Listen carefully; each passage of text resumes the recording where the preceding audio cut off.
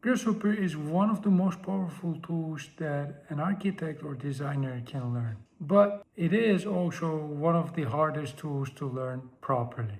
And I don't think it's hard only because the interface looks strange or different. I don't think it is hard only because there are too many components. Those things are real. But I think three deeper reasons why Grasshopper is really hard to learn. First, Grasshopper is not a usual everyday tool. Second, while learning Grasshopper, tutorials can create a safe zone where you get good results, but you will still not know how to use that knowledge in your real life by dealing with real problems. And third, Grasshopper is requiring completely different thinking because it makes design process behind the geometry instead of focusing on the geometry as an artifact. So in this video, I want to break down these three reasons. And I also would like to share some personal stories from my own experience because I struggled with Grasshopper too. I got a job because of Grasshopper. I forgot things when I didn't need. I got a job because of Grasshopper. I forgot things when I didn't have real use cases. And at some point, Grasshopper changed for me when I stopped seeing. So let's talk about why Grasshopper is so hard to learn. The first reason Grasshopper is let's talk about why Grasshopper is really hard to learn. The first reason is that Grasshopper is usually not an everyday tool. This is a very important point. Most architecture students, most designers do not open Grasshopper every day. They open Rhino, they open Grasshopper, they open Rhino, they open AutoCAD, they open Revit. They open whatever tool is required to finish the drawing, finish the model, finish the diagram, or finishing the presentation. But Grasshopper is different. Unless you are in a very specific role, or unless you are working in a team where computational design is implemented and integrated today to your workflow, Grasshopper usually is not something you're forced to use every day. It's more situational. You use it when repetition, variation, automation, geometry logic, or fabrication logic becomes important. And this makes learning difficult. Because if you don't use something regularly, it's really hard to retain that knowledge. You can watch a tutorial today, you can understand the components today, you can even finish the exercise today. But if you don't use it 2 weeks or 3 weeks, it will start to disappear. You remember that you did something, you remember that there was a component, you remember that there was a slider, but you don't remember why it worked. You don't remember how it started. You don't remember how to adapt it to your own situation. That is one of the biggest challenges with Grasshopper. It is powerful, but it's naturally not embedded into your daily workflow. And this creates a strange problem because you want to learn it, you know it can help you, you see other people are creating amazing things, but your day-to-day tasks do not always force you to use it. So learning becomes optional. And when learning is optional, it becomes easy to delay. It becomes easy to say, I will learn it later, I will watch some tutorials on the weekend, I'll watch some tutorials while I'm eating. But the real problem, you usually understand it while you're using it. That's the difficult loop. You don't use it because you don't need it and you don't feel confident so that you can solve a problem by using Grasshopper. I experienced this clearly when I was working as a computational designer in facade industry. I got that job because of my Grasshopper skills. It helped me to enter that environment.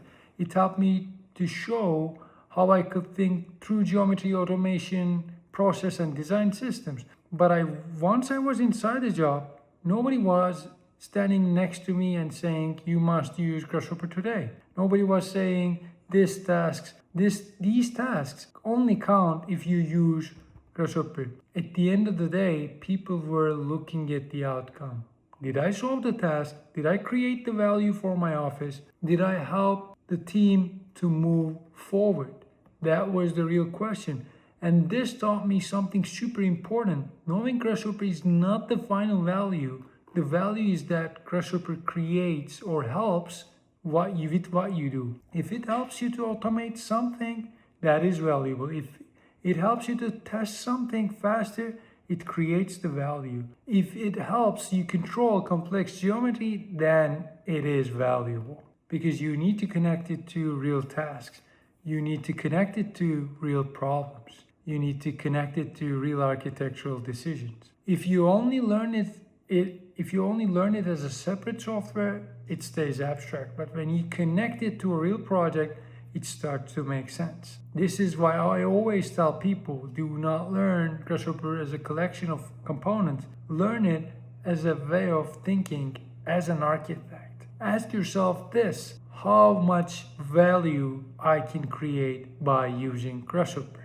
How much value I can create by automating some tasks within the industry or within my office that is being done every day by other humans. And again, remember, these kind of use cases are making Grasshopper stick. And by the way, if this is something that you're struggling with, if you keep learning Grasshopper but you still don't know how to use it on your own work, architectural work, I left my calendar link below. You can book a call with me and we can take a look at it together. What kind of work you're producing, what kind of learning roadmap would actually make sense for you. Because the goal is not to learn or know Grasshopper, the goal is to create the value.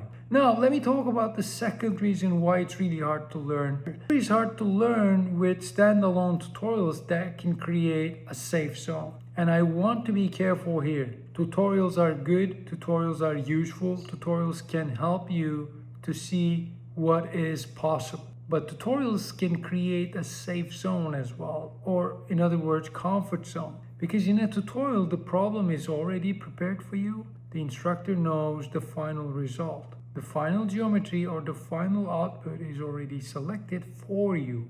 You are not deciding or making decisions on your project. You're following somebody else's project. So in short, the path is already created for you. So when you follow a tutorial, you can get a good result, and that feels great. I always do that. I'm still this day doing the same thing. But at the same time, the real difficulty starts when you need to implement that skill or that particular video in your real life. That video cannot point a solution to your day-to-day job. It can, but usually they don't, because your geometry is different, your project is different, your file is a little bit messier, your input is not that clear as you saw in that tutorial, and so on and so forth. Then tutorials suddenly feel like they don't fit anymore. You cannot follow them for all the problems that you have. This is where many people start feel stuck. They cannot transfer the logic. They can only repeat what they see on the screen. But this logic transfer is the real skill. Can you take one idea from that tutorial and implement it to your day-to-day project? Can you understand the method that is worked and how you can customize it to your own unique problem? I experienced this very clearly when I was practicing Python.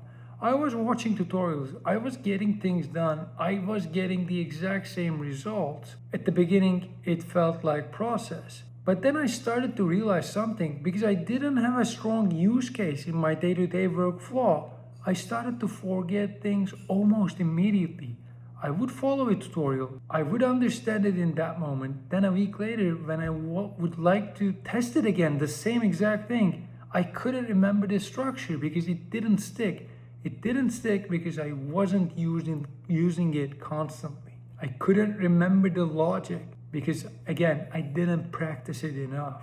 The reason was simple. I was practicing inside the tutorial environment, but I wasn't applying it to my problem, to my day-to-day workflow. So the knowledge was not becoming part of my problem-solving process. It was staying as a tutorial memory, and tutorial memory is very fragile. It disappears quickly. Real learning becomes stronger when you use all the outputs or outcomes that you acquired from the tutorials. If you write a Python script to automate something you do every week, then you will remember it better. If you use Grasshopper to control or repeat construction or production drawing of facade panels, then you will remember a lot more than you follow a tutorial. If you use Grasshopper to create laser cutting files for your physical model, then you will remember it way better. And there is a reason, because there is a reason to remember them. There's a reason to fix them, there's a reason to understand them, and there's a reason to follow them. That is why I think tutorials shouldn't be the final destination. They should be your reference. They should be your starting point, and they should be helping you finding the missing piece. But they shouldn't become the place where you hide the project from the tutorial or where you hide from your own project. Because your project is real when real learning happens. The third issue, why learning Grasshopper is so hard, is that it is a completely different environment. It's not just any other modeling software. It doesn't behave like 3D modeling tool. In Rhino or in SketchUp, anywhere, you usually model that object directly, right? You draw a curve, you draw a point, you extrude a surface, you trim something, you scale something, you rotate something, you create the object. But in Grasshopper, you're usually not making the object as your final destination. You are creating the logic, or you're creating the process that creates that object. That is a completely different mindset. You're not asking, what do I need to model? What do I want to model? Instead of, you're asking, what creates this geometry? Which sequence should I follow to get that geometry faster or quicker? What are the inputs? What is the rule? What are the relationships? What changes? What stays fixed?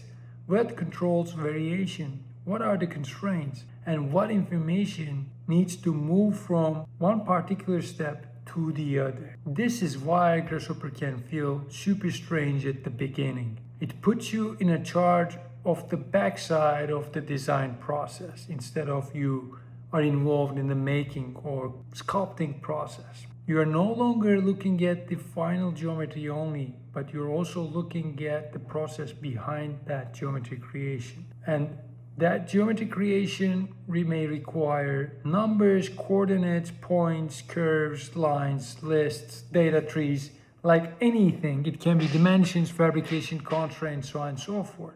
And sometimes you would need to kind of orchestrate them all. That's why you need to think differently. You need to think about details that you usually skip when you model in a 3D modeling software. For example, that's why Grasshopper or learning Grasshopper in this new environment is difficult, because it makes you think about the system behind the object. I struggled with this a lot as a student. At the beginning, Grasshopper felt confusing and overwhelming when I opened the environment. The components felt abstract, the interface felt strange, the wires felt kind of messy. I could follow certain steps, I could follow my professor, but I didn't really understand the process behind what is happening. And I think that was very normal. Most people struggle at the beginning, right? But things started to change when I stopped thinking about Grasshopper only as a tool for modeling things. I started thinking about it as a designing processes. That shift changed everything for me. One of the most important examples that I had, it was a couch project that we created. In that project, we were not just trying to design and model a couch shape in computer screen. We had a geometry, and from that geometry, we needed to create ribs for laser cutting or CNC. So suddenly the project was not about the form only, which was the approach that I was exposed to so far, or till that point. It was about the entire process. So how is the geometry created? How are the ribs are created? What is the spacing? What is the material thickness? What is the tolerance within the material thickness? How those pieces are going to be cut? What is the digital model, or will the digital model becomes a physical object? So on and so forth. that project helped me understand Grasshopper because I realized that Grasshopper is not a modeling tool. It's more like a cockpit where you go in and create a process. Once I understood that, I started learning faster. I also start retaining more and more knowledge because now the components are not just random buttons. They were part of the process. They had a reason, they had a job, and my job was to understand what kind of components I need to use to solve the problems. When you start thinking about the process, you are not just memorizing components. You're basically building relationships. You are adding a new skill, or you're developing your existing problem-solving skill. You're building the design logic, and that's what most beginners miss. They try to understand Grasshopper as a software, but Grasshopper becomes easier when you learn it as a way of thinking. So if you're trying to learn Grasshopper right now and if you feel stuck, I don't think answer is to blame yourself. I was there too. The tool is difficult, the environment is different, and the learning loop is strange. And most people are trying to learn it without using enough real-life cases, without feedback, and without clear structure. If you feel like you watch tutorials, but you still cannot turn Grasshopper into a tool which you use every day, I left my calendar link below. You can book a call with me. We can take a look at it together. What is blocking you? Where you are at right now? And what kind of a roadmap would make sense for you to gain this knowledge? Take this tool and put it into your lunchbox. The goal is not about learning the software itself. The goal is about to help you to create another design perspective, create another logic around how you design and how you approach design. So to summarize all this, learning Grasshopper is pretty difficult because of these three main reasons. First, it is not a tool that you use every day, so that the learnings or the acquired knowledge that you have from tutorials are not sticking. Second, tutorials can create a safe zone or comfort zone, so you need to move from copying examples to using it for your day-to-day problems at your job. And third, Grasshopper is a completely different environment, so you need to understand that you're designing the process instead of designing the artifact. If you can solve these problems with learning Grasshopper, learning it becomes much more comfortable, much easier. You start using it with purpose, you start learning faster, you start remembering more. And most importantly, you start creating work that belongs to you. Thanks for watching this video, and I'll see you in the next one.